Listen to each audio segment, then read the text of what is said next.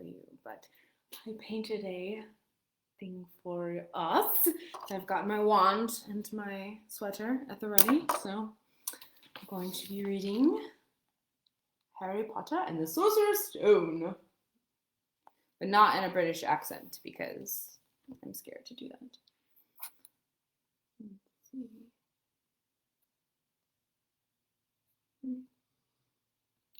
All right, here we go.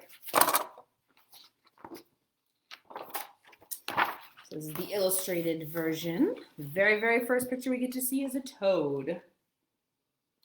Might be Neville. Neville's toad. Trevor. And then we've got another one.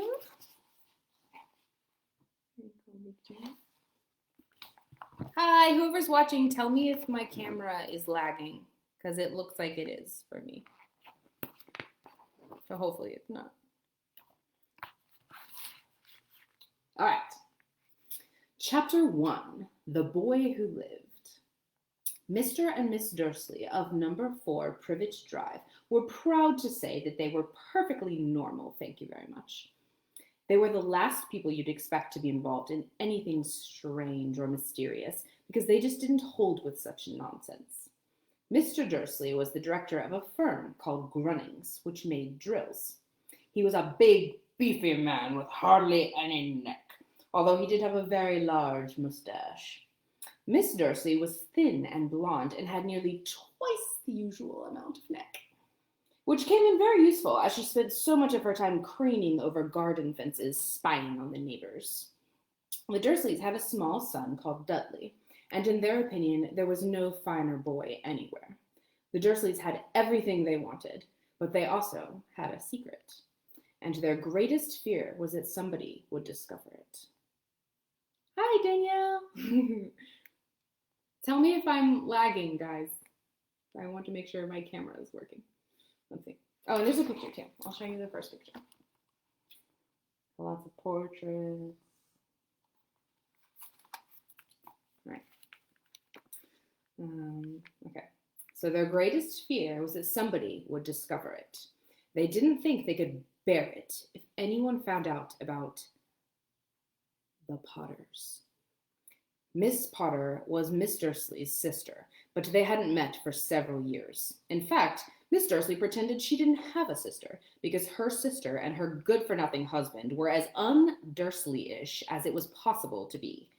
The Dursleys shuddered to think what the neighbors would say if the Potters arrived in the street. The Dursleys knew that the Potters had a small son too, but they had never seen him. This boy was another good reason for keeping the Potters away. They didn't want Dudley mixing with a child like that.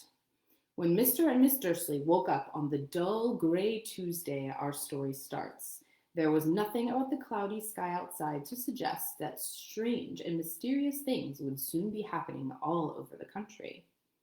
Mr. Dursley hummed as he picked out the most boring tie he had for work, and Miss Dursley gossiped away happily as she wrestled a screaming Dudley into his high chair. None of them noticed a large tawny owl flutter past the window. At 8:30, Mr. Dursley picked up his briefcase, pecked Miss Dursley on the cheek, and tried to kiss Dudley goodbye, but missed, because Dudley was now having a tantrum and throwing his cereal at the walls. "Little tyke," chortled Mr. Dursley as he left the house. He got into his car and backed out of number 4's drive. It was on the corner of the street that he noticed the first sign of something peculiar. A cat reading a map. For a second, Mr. Dursley didn't realize what he had just seen. He then jerked his head around to look again. There was a tabby cat standing on the corner of Privet Drive, but there wasn't a map in sight. What could he have been thinking of? Here's a picture. Got a cat looking at a map.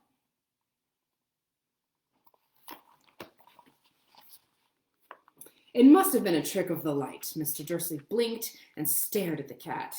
It stared back. As Mr. Dursley drove around the corner and up the road, he watched the cat in his mirror. It was now reading the sign that said Privet Drive. No, looking at the sign. Cats couldn't read maps or signs. Mr. Dursley gave himself a little shake and put the cat out of his mind. As he drove towards the town, he thought of nothing except a large order of drills he was hoping to get that day. But on the edge of town, drills were driven out of his mind by something else. As he sat in the usual morning traffic jam, he couldn't help noticing that there seemed to be a lot of strangely dressed people about. People in cloaks. Mr. Dursley couldn't bear people who dressed in funny clothes, the get-ups you saw on young people. He supposed this was some stupid new fashion. He drummed his fingers on the steering wheel, and his eyes fell on a huddle of these weirdos standing quite close by. They were whispering excitedly together. Mr. Dursley was enraged to see that a couple of them weren't young at all. Why, that man had to be older than he was, and he was wearing an emerald green cloak. The nerve of him! But then it struck Mr. Dursley that this was probably some silly stunt. These people were obviously collecting for something. Yes, that would be it. The traffic moved on, and a few minutes later, Mr. Dursley arrived in the Grunnings car park, his mind back on drills. Mr. Dursley always sat with his back to the window of his office on the ninth floor. If he hadn't, he might have found it harder to concentrate on drills that morning. He didn't see the owls swooping past in broad daylight, though people down the street did. They pointed and gazed, open-mouthed, as owl after owl sped overhead. Most of them had never seen an owl even at nighttime. Mr. Dursley, however, had a perfectly normal, owl-free morning. He yelled at 5 different people. He made several important phone calls and shouted a bit more. He was in a very good mood until lunchtime, when he thought he'd stretch his legs and walk across the road to buy himself a bun from the baker's opposite. He'd forgotten all about the people in the cloaks until he passed a group of them next to the baker's. He eyed them angrily as he passed. He didn't know why, but they made him uneasy. This lot were whispering excitedly too, and he couldn't see a single collecting tin. He was on his way back past them, clutching a large donut in a bag, when he caught a few words of what they were saying. The Potters, that's right, that's what I heard. Yes, their son, Harry. Mr. Dursley stopped dead. Ooh, this is a cool one. A beautiful big owl. Fear flooded him. He looked back at the whisperers as if he wanted to say something to them, but thought better of it. He dashed back across the road, hurried up to his office, snapped at his secretary not to disturb him, seized his telephone, and had almost finished dialing his home number when he changed his mind. He put the receiver back down and stroked his mustache, thinking, no, he was being stupid. Potter wasn't such an unusual name. He was sure there were lots of people called Potter who had a son called Harry. Come to think of it, he wasn't even sure his nephew was called Harry. He'd never seen the boy. It might have been Harvey or Harold. There was no point in worrying Mrs. Dursley. She always got so upset at any mention of her sister. He didn't blame her, if he'd had a sister like that. But all the same, those people in cloaks. He found it a lot harder to concentrate on drills that afternoon. And when he left the building at 5 o'clock, he was still so worried that he walked straight into someone just outside the door. Sorry, he grunted, as the old man stumbled and almost fell. It was a few seconds before Mr. Dursley realized that the man was wearing a violet cloak. He didn't seem at all upset at being almost knocked to the ground. On the contrary, his face split into a wide smile, and he said in a squeaky voice that made passers-by stare, "Don't be sorry, my dear sir, for nothing could upset me today. Rejoice, for you know who has gone at last. Even Muggles like yourself should be celebrating this happy, happy day." And then the old man hugged Mr. Dursley around the middle and walked off. Mr. Dursley stood rooted to the spot. He had been hugged by a complete stranger. He also thought he had been called a Muggle, whatever that was. He was rattled. He hurried to his car and set off home, hoping he was imagining things, which he had never hoped before, because he didn't approve of imagination. As he pulled into the driveway of number 4, the first thing he saw, and it didn't improve his mood, was the tabby cat that he'd spotted that morning. It was now sitting on his garden wall. He was sure it was the same one. It had the same markings around its eyes. "Shoo!" said Mr. Dursley loudly. The cat didn't move. It just gave him a stern look. Was this normal cat behavior? Mr. Dursley wondered, trying to pull himself together. He let himself into the house. He was still determined not to mention anything to his wife. Miss Dursley had a nice, normal day. She told him over dinner all about Miss Next Door's problems with her daughter and how Dudley had learned a new word, don't. Mr. Dursley tried to act normally. When Dudley had been put to bed, he went to the living room in time to catch the last report on the evening news. And finally, birdwatchers everywhere have reported that the nation's owls have been behaving very unusually today. Although owls normally hunt at night and are hardly ever seen in the daylight, there have been hundreds of sightings of these birds flying in every direction since sunrise. Experts are unable to explain why the owls have suddenly changed their sleeping pattern. The news reporter allowed himself a grin. Most mysterious. And now, over to Jim McGuffin with the weather. Going to be any more showers of owls tonight, Jim? Well, Ted, said the weatherman, I don't know about that, but it's not only the owls that have been acting oddly today. Viewers as far apart as Kent, Yorkshire, and Dundee have been phoning in to tell me that instead of the rain I promised yesterday, they've had a downpour of shooting stars. Perhaps people have been celebrating bonfire night early. It's not until next week, folks. But I can promise a wet night tonight. Mr. Dursley sat frozen in his armchair. Shooting stars all over Britain, owls flying at daylight, mysterious people in cloaks all over the place, and a whisper about the Potters. Miss Dursley came into the living room carrying 2 cups of tea. It was no good. He'd have to say something to her. He cleared his throat nervously. Petunia, dear, you haven't heard from your sister lately, have you? As he had expected, Miss Dursley looked shocked and angry. After all, they normally pretended she didn't have a sister. No, she said sharply. Why? Funny stuff on the news, Mr. Dursley mumbled. Owls, shooting stars. And there were a lot of funny-looking people in town today. So, snapped Mrs. Dursley. Well, I just thought maybe it was something to do with, you know, her lot. Miss Dursley sipped her tea through pursed lips. Mr. Dursley wondered whether he dared tell her he heard the name Potter. He decided he didn't dare. Instead, he said as casually as he could, their son, he'd be about Dudley's age now, wouldn't he? Suppose so, Miss Dursley said stiffly. What's his name again? Howard, isn't it? Harry. Nasty common name, if you ask me. Oh, yes, said Mr. Dursley, his heart sinking horribly. Yes, I quite agree. He didn't say another word on the subject as they went upstairs to bed. While Miss Dursley was in the bathroom, Mr. Dursley crept to the bedroom window and peered down into the front garden. The cat was still there. It was staring down Privet Drive as though it was waiting for something. Was he imagining things?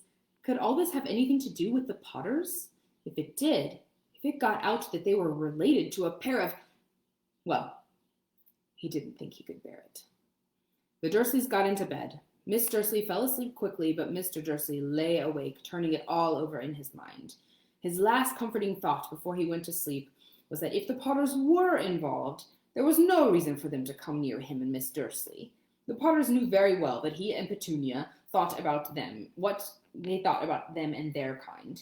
He couldn't see how he and Petunia could ever get mixed up in anything that might be going on. He yawned and turned over. It wouldn't affect them. How very wrong he was. Mr. Dursley might have been drifting into an uneasy sleep, but the cat on the wall outside was showing no sign of sleepiness. It was sitting as still as a statue, its eyes fixed unblinkingly on the far corner of Privet Drive. It didn't so much as quiver when a car door slammed in the next street, nor when 2 owls swooped overhead. In fact, it was nearly midnight before the cat moved at all. A man appeared on the corner, and the cat had been watching appeared so suddenly and silently you'd have thought he just popped out of the ground. The cat's tail twitched and its eyes narrowed. Nothing like this man had been seen in Privet Drive. He was tall, thin, and very old, judging by the silver of his hair and beard, which were both long enough to tuck into his belt. He was wearing long robes, a purple cloak which swept the ground, and high-heeled, buckled boots. His blue eyes were light, bright, and sparkling behind half-moon spectacles, and his nose was very long and crooked, as though it had been broken at least twice. This man's name was Albus Dumbledore. Albus Dumbledore didn't seem to realize that he had just arrived in a street where everything from his name to his boots was unwelcome. He was busy rummaging in his cloak, looking for something, but he did seem to realize he was being watched, because he looked up suddenly at the cat, which was still staring at him from the other end of the street. For some reason, the sight of the cat seemed to amuse him. He chuckled and muttered, "I should have known." He had found what he was looking for in his inside pocket. It seemed to be a silver cigarette lighter. He flicked it open, held it up in the air, and clicked it. The nearest street lamp went out with a little pop.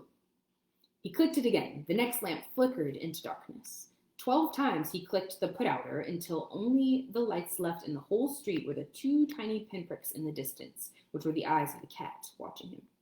If anyone looked out of their window, even now, even beady-eyed Mrs. Dursley, they wouldn't be able to see anything that was happening down on the pavement. Dumbledore slipped the put-outer back inside his cloak and set off down the street towards number 4, where he sat down on the wall next to the cat. He didn't look at it, but after a moment he spoke to it. "Fancy seeing you here, Professor McGonagall." He turned to smile at the tabby, but it had gone. Instead, he was smiling at a rather severe-looking woman who was wearing square glasses exactly the shape of the markings the cat had around its eyes. She, too, was wearing a cloak, an emerald one. Her black hair was drawn into a tight bun. She looked distinctly ruffled. "How did you know it was me?" she asked. "My dear Professor, I've never seen a cat sit so stiffly."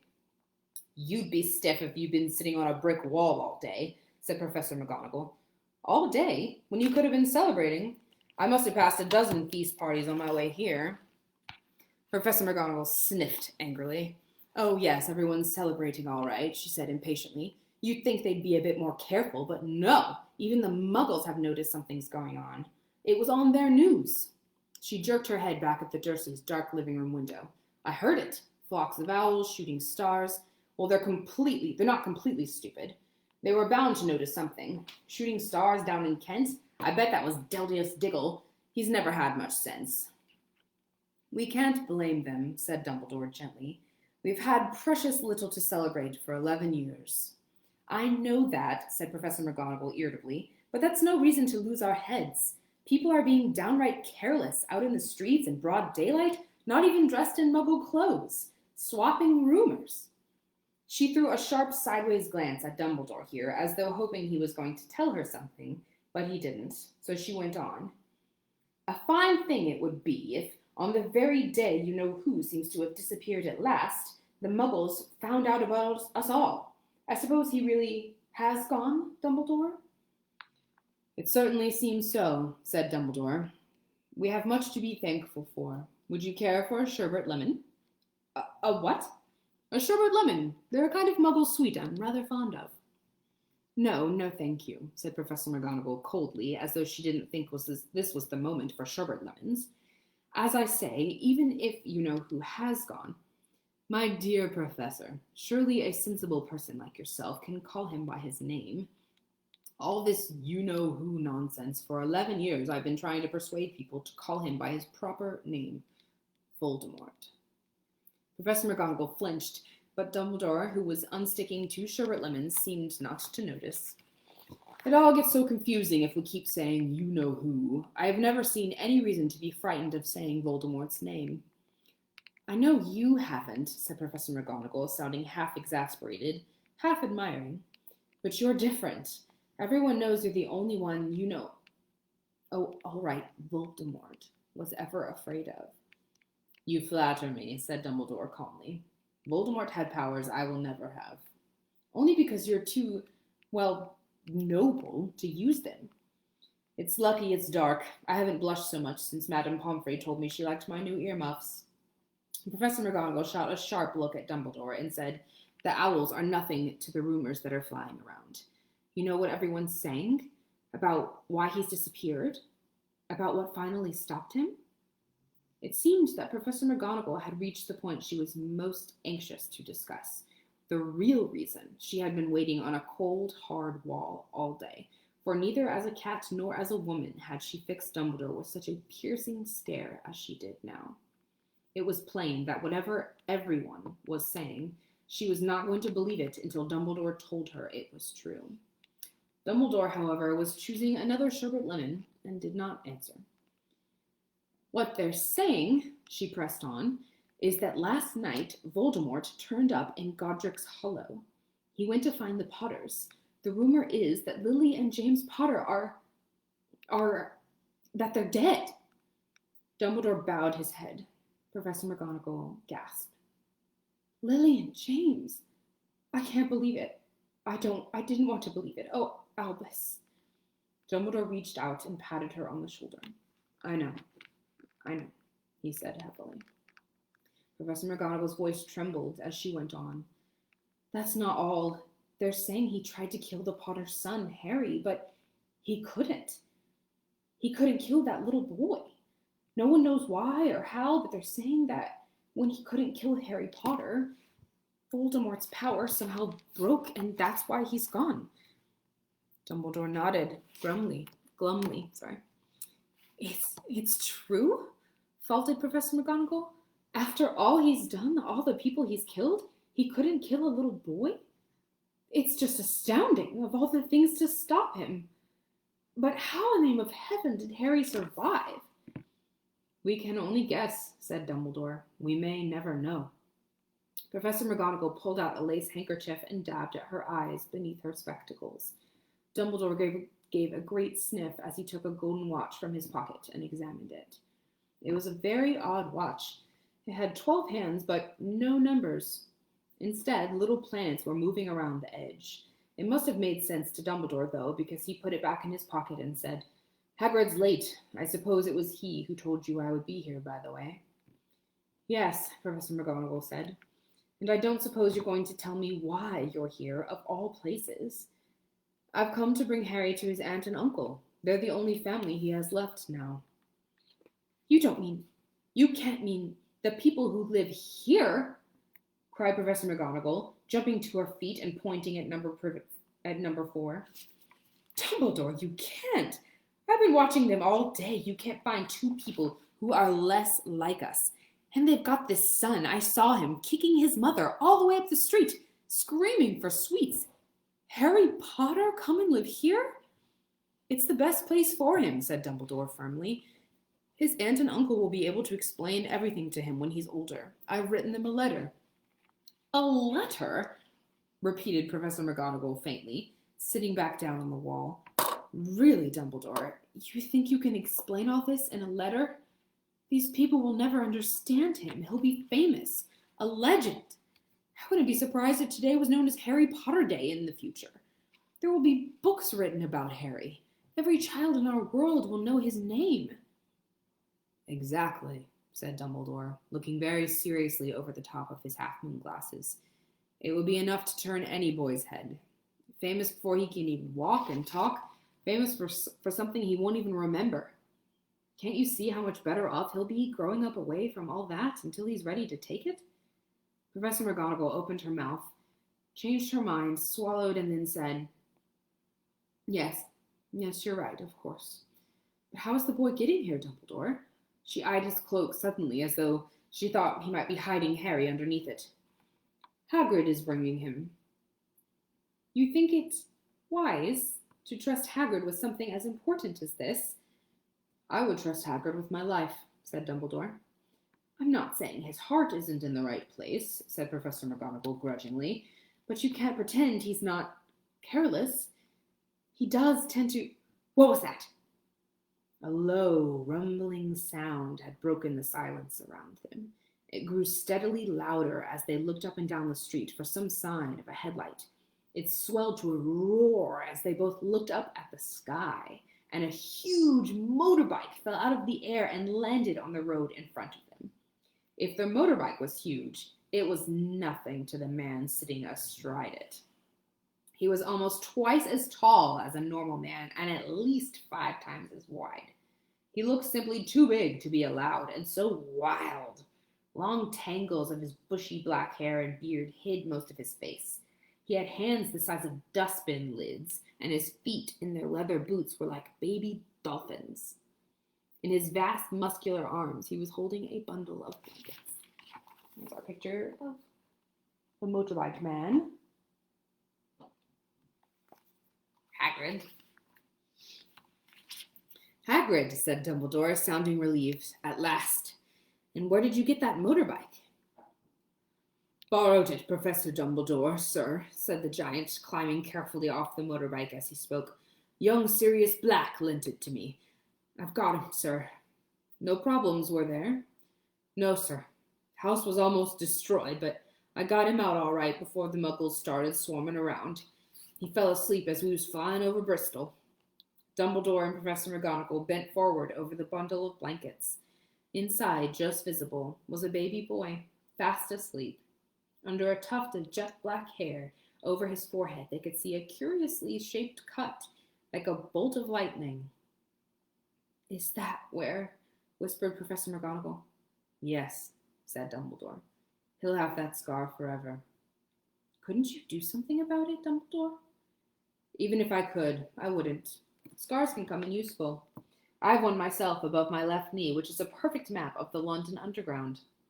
Well, give him here, Hagrid. We'd better get this over with. Dumbledore took Harry in his arms and turned towards the Dursleys' house. Got a cool picture of Hagrid again.